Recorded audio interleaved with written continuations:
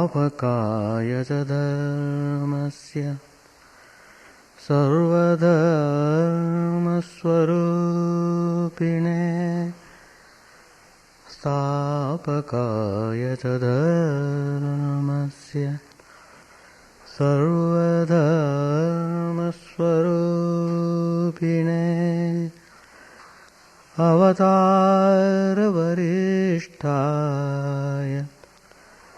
रामकृष्णाय ते नमः।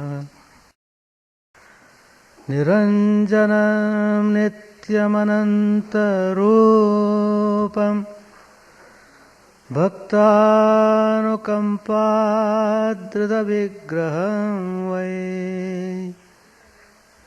निरञ्जनं नित्यमनन्तरूपं भक्तानुकम्पाधृतविग्रहं वै ईशावतारं परमेशमीड्यं तं रामकृष्णं शिरसा Namami. Let us bow down to Sri Ramakrishna, the embodiment of all religions, the Supreme God Incarnate, who is adored by all, pure, eternal, infinite by nature. Out of His infinite grace on the devotees, the Divine Supreme has assumed a human form in the form of Sri Ramakrishna. Let us bow down to Him. Let us try to dwell upon the personality of Sri Ramakrishna. Today's topic, Sri Ramakrishna, the son of spirituality. Swami Vivekananda, in one of his teachings, has said, "Blame neither man nor God, nor anyone in the world. When you find yourselves suffering, blame yourselves and try to do better."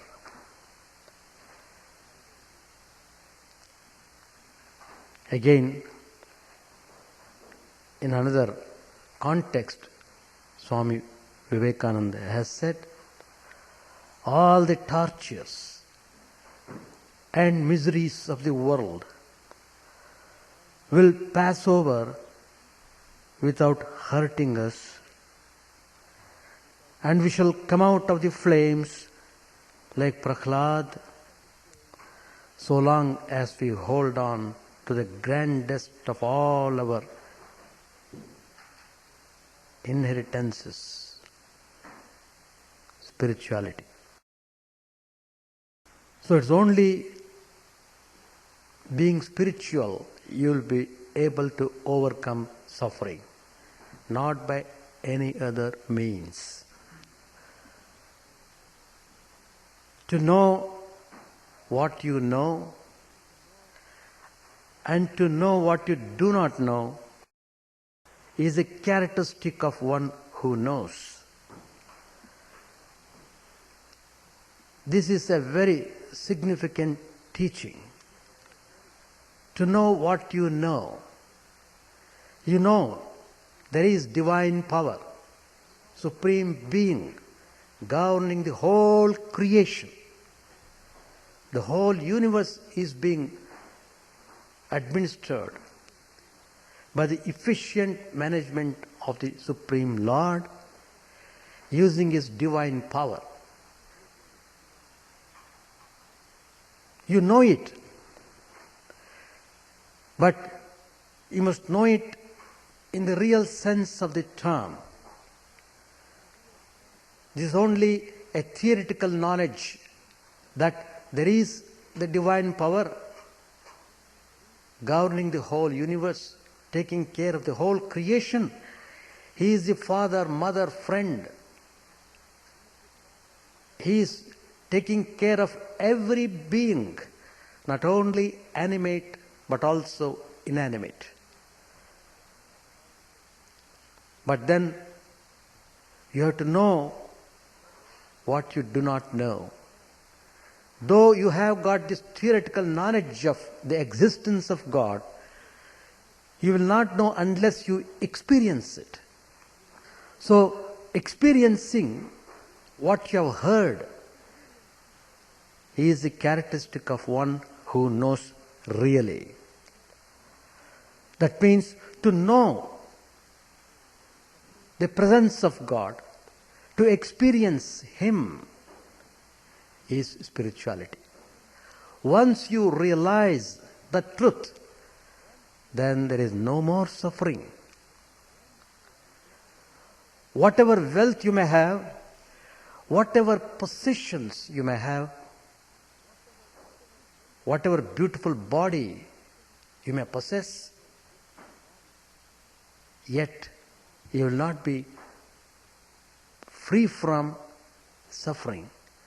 Some sort of dissatisfaction is there all the time, even though you have all these things. So it means the happiness is not really in all these things at all.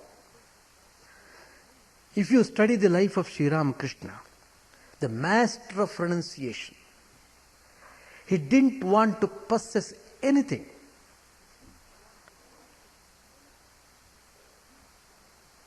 But then he didn't want to even touch the money. Even touching the coin would cause sensation of burning. In fact, once Swami Vivekananda tested him whether what Sri Ramakrishna was talking about was really genuine or fake. He wanted to test. So here is a great disciple, Swami Vivekananda, testing the great master, Sri Ramakrishna. And Sri Ramakrishna was not angry. He was not like ordinary gurus who would become upset. He was the supreme guru, teacher par excellence. So when Swami Vivekananda tested him by putting a coin under the bed, when Sri Ramakrishna was not in the room, he was just watching behind the door.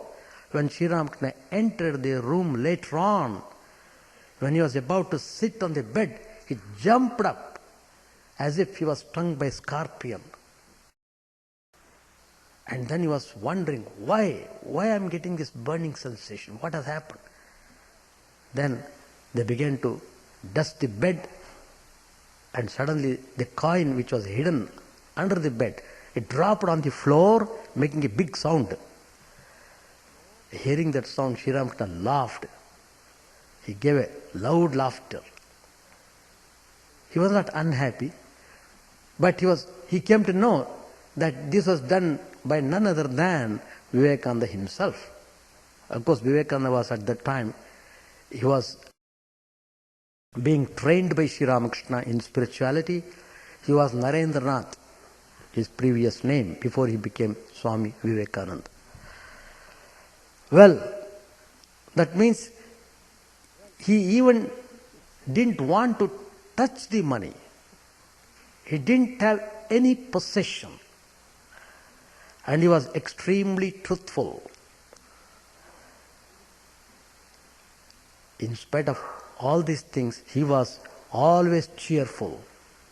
See the fun. Always cheerful, always happy, always in blissful state, in spite of not having anything, not possessing anything, not having even a coin. That is spirituality. So, he knew where spirituality actually exists. So that is the meaning of understanding the significance of spirituality. And Sri Ramakrishna himself referred to him later on. He said, "Where are you going about looking for spirituality? There is nothing elsewhere as much as you find here." Referring to himself, Sri Ramakrishna said. But when he said this, you must know, it was not an egotistic utterance. He was free from the trace of ego, absolutely free from that vice, V-I-C-E. He was an instrument through which the Divine Mother worked.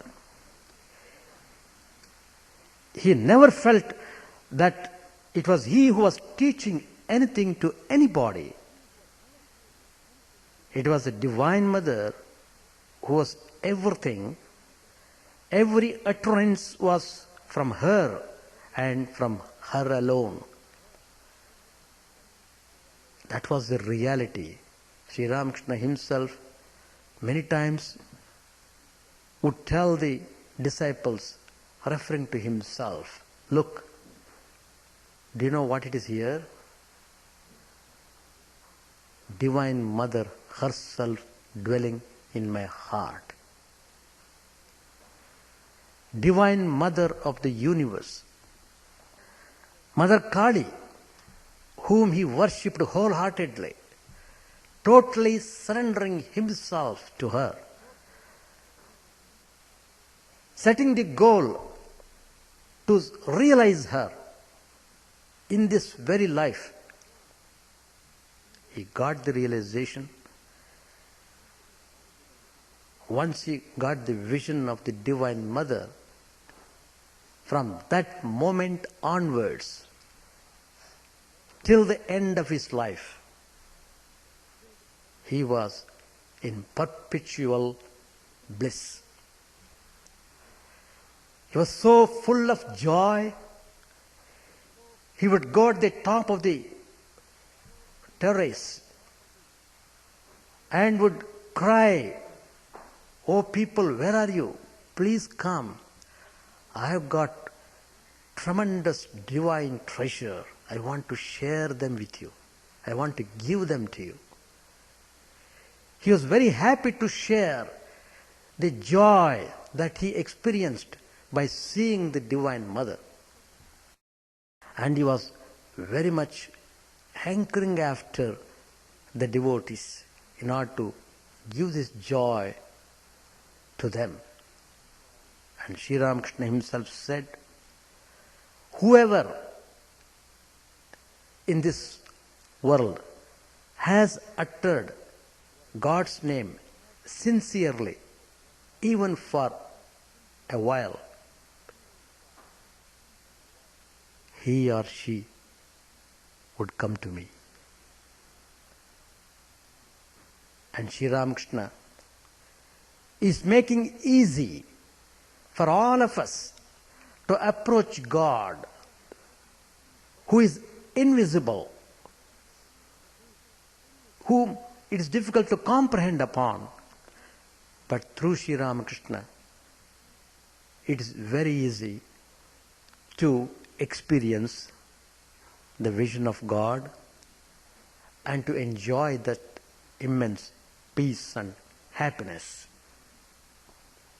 So, he knew very well that everything is done by Divine Mother. Virtually, he was declaring that he was nothing, absolutely nothing. We are all very much particular about our individuality, our ego.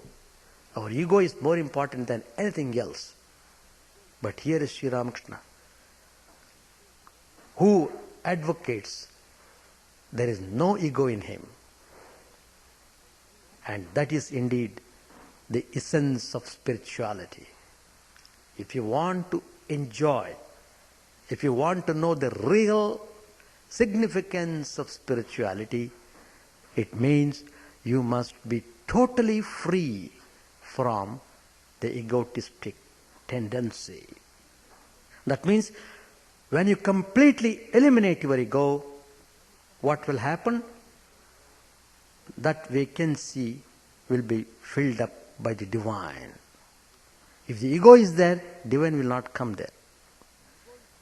Remove that ego, that will be occupied by the divine. The divine power manifests through you. You become a perfect instrument for the manifestation of the divine Lord, divine Mother, divine power. So, when a person is totally free from ego, then the man within becomes dead and God begins to dwell inside. He is no more a man. All these imperfections of man are not there at all anymore. It is all occupied by the divine power. That is what spirituality means. Sri Ramakrishna represents spirituality of that quality, perfect quality of spirituality. There is no humbug, there is no fanaticism, there is no crookedness. It is completely simple, pure and perfect. So, the first lesson that we should learn to become spiritual is eliminating the ego, thereby allowing the divinity within to manifest itself. That's the most important thing that every one of us should remember. If we are really aspiring to get rid of suffering, then you have to be aware of this fact. The cause of all suffering is this ego. You have to take steps to eliminate this ego, to tame this ego, to conquer this ego. So, spiritual practice means how you are able to manipulate your ego, how you are able to handle yourself. That is spiritual life. So, you know how a person of egotistic tendency behaves. He behaves rudely and he talks brutally. Many times we hear people talking, "What? Don't they know me? I have so much of wealth, so much of property, so much of power, position. Who is so wealthy as I am? Who dares to suppress me? Who dares to face with me?" Like that he boasts himself. The I which makes one worldly and deeply attached to things and pleasures of the world, this I is mischievous I. Very mischievous. It is destructive. The more you nourish this ego, the more destructive path you are following. As long as one is egoistic, one cannot be spiritual, and he is far, far away from God. It is this ego that separates the individual soul and the universal being. We are all individuals. So many individuals are sitting here. So many egos are bubbling up. Everyone is more conscious of his ego than anything else. Sri Ramakrishna gives a very good example. Suppose a stick is placed on the surface of water. The water appears to be divided into two sections. The division is because of the stick lying amidst water. The stick is the aham, the I. Take that away, what happens?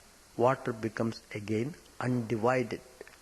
Once you remove the ego, there is no more egotistic feeling at all. The ego is very persistent. Because it is very persistent, we are being born again and again in this world. You can't escape. You can't escape. You can escape from being born and dying only by eliminating your ego or sublimating your ego. Sri Ramakrishna suggests, if one ponders over this word I, trying to track it down, one sees that it is only a word which denotes egotism. But it's extremely difficult to shake it off. Sri Ramakrishna knows it. He knows how difficult it is. Then Sri Ramakrishna himself gives the solution. Because he is the knower of truth and he knows the correct solution to the problem. He knows the problem and he gives the correct solution to the problem. He says, you must address yourself to your ego. You wicked I, if you will not go by any means, then remain as the servant of God. Feel that you are the servant of God. That means you are giving a good turn to the ego. The ego that feels itself to be the servant of God is called the ripe ego.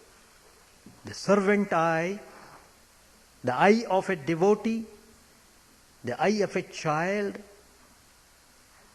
that I is not harmful. Each of these is like a line drawn with a stick on the surface of water. This I doesn't last long. Even if the ego of the servant or the ego of the devotee remains, one who has realized God can hurt none. The whole sting of individuality vanishes from him. Sri Ramakrishna gives the example of a sword. The sword is very sharp. It can cut off anybody's head. But if that sword is converted, is transformed into gold by the touch of philosopher's stone, then it can no more cut.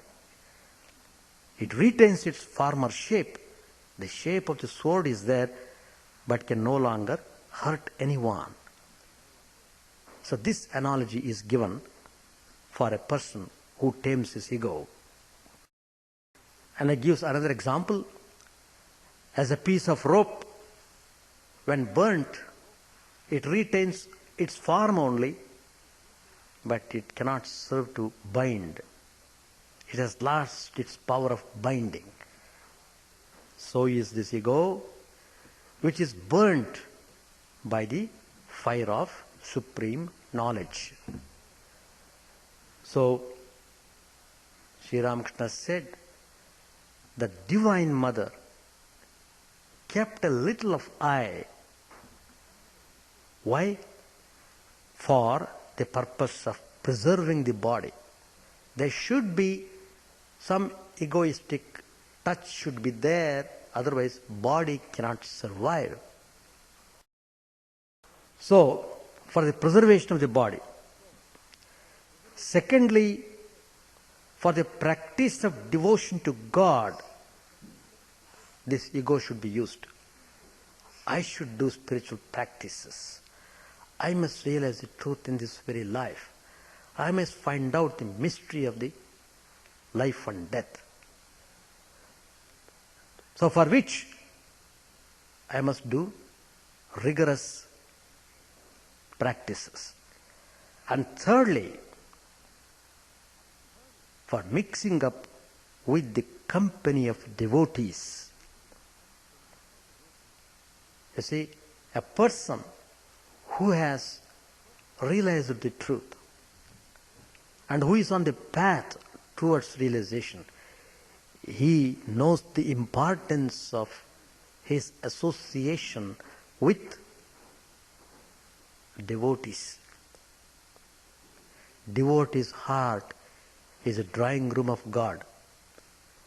A devotee is very near to God, but you must possess the quality of the real devotee. A real devotee becomes God himself. It may be even difficult for you to see God in his own abode, in Kailas or Vaikuntha, but you can see him very easily in the devotee's heart. So devotee is very near to God and God dwells there. So Sri Ramakrishna is giving the importance of satsang. We always say satsang. Get together of like-minded people. Spend time in meditation, in prayers, in worship. Direct the mind towards God. Discuss all the spiritual ideas and then practice them wholeheartedly. And then Sri Ramakrishna says, the fourth reason why this little ego was kept in him by the Divine Mother, that is for giving instructions to those who are seeking God. Here is a person who is giving you the instruction, who himself has realized the truth. It is not like blind leading the blind. You may go to all the colleges all over the world. There are so many professors of philosophy are there. So many. They can give you tremendous discourse on philosophy. That's all. Only they are able to give discourse. Nothing more than that. But if you have to have the experience of the truth, you have to approach the holy person who himself has realized the truth. And here is Sri Ramakrishna, who practiced religions, who found out the central truth behind all the religions, and then he integrated them all and established peace. Nobody need to quarrel in the name of religion. You should have perfect understanding that every religion is but a path to the same goal. God is the goal to be reached by anyone in this universe. Whatever path you may follow, it's all right. Nothing wrong in the path. In fact, somebody one day asked Sri Ramakrishna a question. Some religious practices are there which are very, very dangerous. That means slightest slip will cause disastrous effect. Many dangerous practices are there, and some people do take such practices. They do practice. They say Vamachara. There's a particular term. And so many dangerous paths are there, and some devotees asked Sri Ramakrishna a question, Swamiji, why the people take to those dangerous paths, and is it not destructive? They may become mad. They may become anything, not realizing truth. But Sri Ramakrishna says to the devotee, he says, no, don't criticize them, don't condemn them. If they want to choose that path, let them go in that path. You select what path you want and go in that particular path you have selected. That's all. But you must know, even though that path is dangerous, that also leads to God. And Sri Ramakrishna gives the example of a home. There is a home. It has got many doors. The main door, main entrance, royal entry. And there's another door, back door entry. Generally, in olden days, the sweepers would come in the back door and clean the restrooms and go. Sri Ramakrishna gives the example, even though a person comes from the back door, he can come into the house. And he is coming into the house. Even as a man coming from the main door is entering into the home. So both of them are entering. So what is wrong? Maybe you are coming from the main door and that person might be coming from the back door. That's all. But you go what path you want, select it and then do practice honestly, then you will arrive at the truth. So this way we have seen how Sri Ramakrishna is trying to satisfy all the people all over the world practicing any religion. He doesn't discourage them, he doesn't condemn them. On the other hand, he encourages them. What is needed in spirituality is not the path which you are following, but about your sincerity. Are you sincere? That's the point. So, two important things are very important to practice spirituality, whether you are a Hindu, whether you are a Christian, whether you are a Jewish, anybody else. That is simplicity and sincerity. Simplicity means you have to be childlike, not childish. Childlike. You must be very, very simple. And you must be sincere to the backbone. If these two qualities you cherish in your life, spiritual life becomes very easy and you will be able to attain immortality in this very life. Even though you are in this human body, still you know your dimension.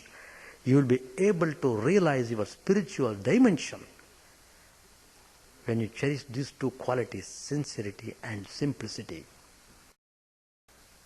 Simplicity means you have to be totally free from ego. That's the idea. So, we must try to eliminate ego, which is the cause of suffering. The more we try to think of God, the more we fill our mind with thoughts of Him, the less will be our human imperfections. Perfection comes only when we think of the perfect and not of the imperfections which are familiar with in our every turn of life. If you are always seeing, looking bad things, thinking about bad, your mind will be filled up with bad samskaras. Repeatedly what you do, they become samskaras. Later on, they come up and show up and dance in your mind and you become hopeless afterwards.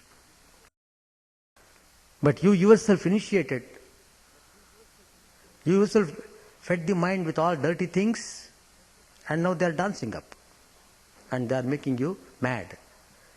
So, why not you repeatedly do good thinking, good deeds, so that you will create good samskaras in the mind which also come up and help you in 1,000 ways. They will help you 1,000 ways. And you yourself feel amazed at your speed in which you are trying to realize the truth. So, spirituality is to be attained by sincere and steady spiritual practices. Steady spiritual practices is another important factor that every one of us should remember. Not simply doing one day and all the other days we are doing something else. That will have no impact. If you want to have real effect on your system, you have to be very steady and regular in your practices. It's just like doing physical exercises. If you do regularly, you will develop very good muscles. You will have shining body, vigor in the blood. But if you do only once in a week, just do for 10-15 minutes, it won't have any impact upon your system. It's as if you have done nothing. So, steadiness is important. One has to be steady in spiritual practices. What generally see in the world is that people love to talk, but they don't love to live upon. They love to talk, but they don't love to live upon. That's the difficulty. So what we see generally, people talk glibly about God. All people talk about spirituality, divine life, and so forth. In fact, every day thousands and thousands of seminars and discussions are going on spiritual ideas. But how much it is genuine, how much of it is reflected through their lives? So tons of talk don't measure much when there is not even an ounce of action. Practice is what is important. Sri Ramakrishna has shown the path clearly.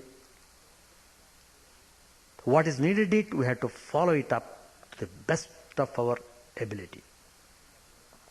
When you keep doing practices, the imperfections gradually disappear, and you will come across the grace of God that will illumine every nook and corner of your heart, which at present is full of darkness. So when you take to spiritual practices, you come under different law. That is, you come under the grace of God. You are no more caught under the wheel of doctrine of karma, that is cause and effect. Cause and effect comes into operation when you don't believe God, when you think you are everything and you can do anything you want to. Then you have to reap every bit of what you have done, good or bad. That means you come under rigorous law of cause and effect, which we call the doctrine of karma. Nobody can escape from that. Good, good, bad, bad. Everyone will have to reap the result of what a person has done, good or bad. But when you take to spiritual practices, when you struggle in order to improve your life, then you come under grace of God. Then when you come under the divine grace, whatever difficulty that might come to you in your life, whatever difficult situations you may have to pass through, they melt away. You don't bother. You are not bothered by them. You don't care about them. On the other hand, you feel joy and joy. The more difficulty means, the more joy you become. It is just like climbing the mountain. It is not easy to climb the mountain. It's terrible. But if a person is determined to climb, he feels joy in climbing it. Even though it is difficult, he feels joy because he is nearing the summit and he will have the darshan of Lord Shiva when he goes to the mountain top. So that joy keeps him alive, keeps him strong in his aspiration to move marchward, to move onward, not to yield, not to sit down, not to grumble, but get along. So, to attain spirituality, therefore, one has to follow the footsteps of the illumined ones. Here is Sri Ramakrishna's life. It's an open book. Everything, whatever he has done, he has given to us. Sri Ramakrishna says, I have done 16 annas of rupee, 16 annas of practice I have done. If anybody can do 1 anna of the practice, it's enough for them to realize the truth. But we are unable to do even 1 cent, let alone 1 anna. 1 cent of practice also is very difficult for us to do.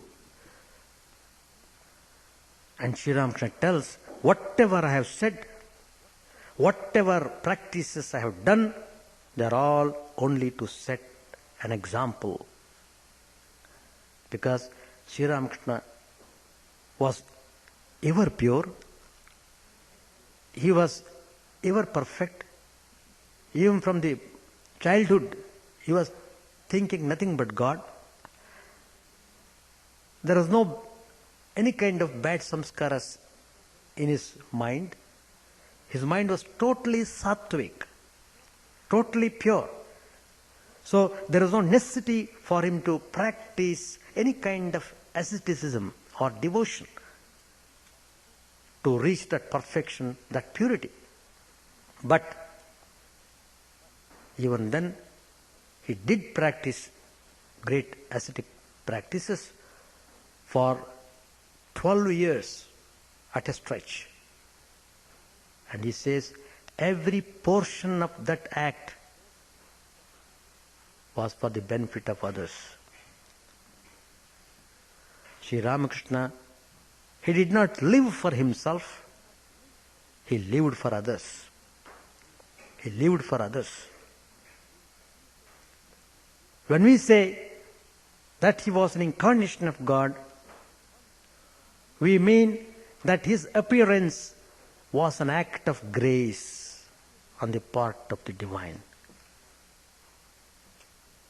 He manifested himself within the bounds of humanity so that we could feel nearness with him and could try to illumine our lives through the rays that he disseminated everywhere in all directions.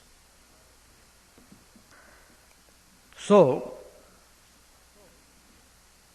spirituality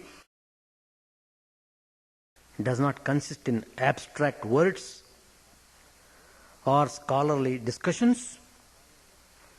Spirituality can be communicated, and it has been communicated not only to the people who are around Sri Ramakrishna when he was living in his physical body, but also to those who came after. The communication is continuing unabated even now. We have got to open the doors of our heart to let in that good breeze, that blessed light, to remove all darkness from the nooks and corners of our heart, and to soothe us who are scorched with the miseries of worldly life. That's how we can be spiritual, by emulating Sri Ramakrishna. And Sri Ramakrishna says, one should be able to see God not only in meditation, but a stage will come when you will see God with eyes open. Not only with eyes closed, with eyes open also. So, Sri Ramakrishna has given the spirituality to us so that we can practice it without any doubt. There need not be any doubt, and anybody can practice it. And there is another Upanishadic statement which declares Sarvam Khalvidam Brahma. That is, all this is verily Brahman. It is all-pervading reality. But for us, ordinary people, it's merely a sermon to be preached. But to great personalities like Sri Ramakrishna, it's a fact of experience during every moment of their life. So, what is important is that we should be able to practice spirituality with all earnestness. That's the important point. So scholarship, all those things, they are not useful to the extent that we should practice them. Practicing is more important than becoming scholarly. Sri Ramakrishna never studied the scriptures, but he knew the contents of all the scriptures by his realization. So, it is very important for us to know this fact and do earnest effort. No, but whom Sri Ramakrishna has blessed them. To give one example, I had been to a place, Austin, in Texas. There was a class which I had to take. About 20 or 25 devotees were present. Among them, one American has come there to attend that program. He has driven 4 hours car driving to attend that program. He has come in the evening. After that, next day we had another program in the university, for which program also he came all the way from his home. And he was talking to me, narrating how he came to Sri Ramakrishna. That's a very, very interesting thing to know. I was surprised to know that fact. He said, because he was struggling in his own way to realize God, because he was brought up in Christian tradition. He was struggling on, but he was sincere in his effort. He said his wife was not for spiritual life, but he wanted to go in spiritual path. That also he disclosed. But after some experience in the world, he didn't want to go in the worldly way, but he wanted to take up the spiritual path. And so even though his wife did not like it, he pursued this spiritual path in his own way. Though he was brought up in Christian tradition, he wanted to study the Upanishads. He wanted to see what the Vedanta speaks about the reality. So one day, it seems he had a dream. In that dream, he has seen Sri Ramakrishna's form. He does not know at that time that divine form was Sri Ramakrishna. He did not know that. That's the important point. He saw that form, a blissful form, blessing him. That's all. Next day he began to search for that portrait, whether that portrait is available anywhere. Who is that person whom I saw in the dream? He searched everywhere, and he began to talk to all types of leaders, spiritual leaders who came there, but he could not tell them what exactly he saw in the dream, because he did not know the name even. He did not know the name of Sri Ramakrishna. He only saw the figure, that's all. So he had not seen the photograph anywhere else, so how can he explain to anybody? So it went on for months, but he was deeply meditating upon that form which he saw in his dream. And he was seriously thinking to know about him. And he was really searching for that. One day, he narrated all these things. He was in a bookstore, a big bookshop. There he was just glancing some books there on the Indian scriptures. Then suddenly he came across a book where he saw the photograph of Sri Ramakrishna, whom he saw in his dream. He immediately jumped there, and all the people were around. They were all surprised. Why this man? Suddenly he is becoming hysterical. It was not hysterical. He really felt really happy, because at last he could find about the form which he had seen in his dream.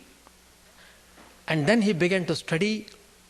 Then he came to know that was none other than Sri Ramakrishna. And then later on he came to know Swami Vivekananda is the foremost disciple of Sri Ramakrishna. Swami Vivekananda, Sri Ramakrishna in the form of Swami Vivekananda, gave the message of Vedanta to the people in the West at the Parliament of Religions in Chicago, at the famous Art Institute in 1893. So all the people of America must be really blessed. They have received the grace of God through Vivekananda. Whoever wants to take up this Vedanta, they come under the orbit of grace of God, which is very essential for us to progress in spiritual life. So, I am just telling you how God really helps those who sincerely aspire for Him. So let us pray to Sri Ramakrishna that He may bless us, that we may have a little of that awakening in our hearts, a little of that hankering in our heart for the kind of spiritual life lived by Sri Ramakrishna. With these words, I conclude my talk. Thank you very much. Om Sahana Vavatu Sahanau Bhunaktu Sahaviryam Karavavahai Tejasvinavadhitamastu ma vidvishavahai. Om Shanti Shanti Shanti. Harihi Om. May the Divine Spirit protect us, guide us, give us strength and right understanding. May we not hate one another. May love and harmony be with us all. Peace, peace, peace be unto all. May the Divine Lord protect us. May He nourish us. May we work in harmony with great vigor. May our study be illuminating and fruitful. May we not hate each other. Peace, peace, peace be unto all.